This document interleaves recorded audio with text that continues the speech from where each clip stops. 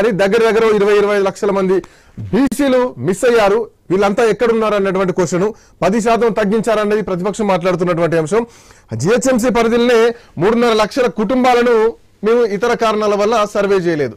ఒక ప్రభుత్వం the capital of the state ఇక్కడే సర్వే చేయలేదు. ఇతర కారణాలు ఏంటా కారణాలు? వీళ్ళకు న్యాయం ఎట్లా జరిగేది? ఈ 16 లక్షల మందికి న్యాయం ఎట్లా జరుగుతుంది అనేది ఒక ప్రశ్న. అదే నేనేమంటారు సార్, ఇది 16 లక్షలు 18 లక్షలు 20 లక్షలు కాదు, నాకు తెలిసి చాలా ఎక్కువ ఉండొచ్చు. రామ్మోహన్ గారు చెప్తున్నట్టు 50-60 లక్షల పైన ఉండొచ్చు. ఎందుకంటే గ్రామీణ వాతావరణంలో కూడా అందరు ఇచ్చినట్టుగానే అంత సర్వే జరిగినటువంటి దాఖలాలు కూడా లేవు. అయితే పూర్తి స్థాయి చేసినంత వరకు కొంత ఆగాల్సినటువంటి అవసరం ప్రభుత్వం ఉండే, అది ఆగకుండా సమయం తీసుకోకుండా చేసినటువంటి ఖచ్చితంగా బీసీలకు అరే నువ్వు మళ్ళీ నేనేమంటున్నా మీరు చక్కగా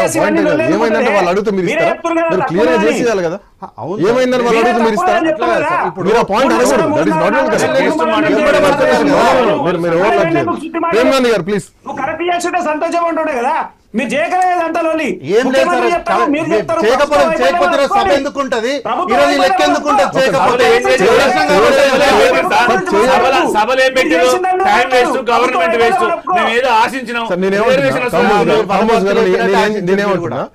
జరిగింది జరగనియండి. వాట్ ఈస్ వాట్ వాస్తవాలు ప్రజలకు తెలుస్తాయి, తప్ప ఒప్ప వాస్తవాలు ప్రజలకు తెలుస్తాయి. ప్లీజ్ కంటిన్యూ ప్రేమ్ గాంధీ గారు.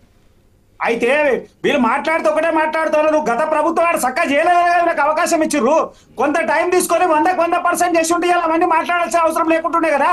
అసెంబ్లీలో జరిగేటువంటి అంశాలు మనం మాట్లాడుతున్నప్పుడు గంటల వ్యవధిలో ఏం జరుగుతుంది. పాతకాలం మనుషులు కాదండి, ఇలా టెక్నాలజీ పెరిగిపోయింది, అనేక విషయాల్లో అవగాహన ఉంది, ప్రజల్లో అవగాహన ఉంది, మార్పు వస్తా ఉంది.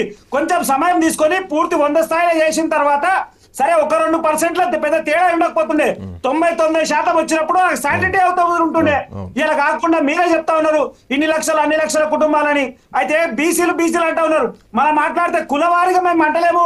మతము అన్నప్పుడు ముస్లిం అని మీరు ఎట్లయితే చేసిరో అక్కడ క్రిస్టియన్ అని, బౌద్ధ అని, సిక్ అని ఉంటది కదా, అది కూడా నువ్వు విభజించుంటే వాతావరణం క్లియర్ కనబడతా ఉండే కదా.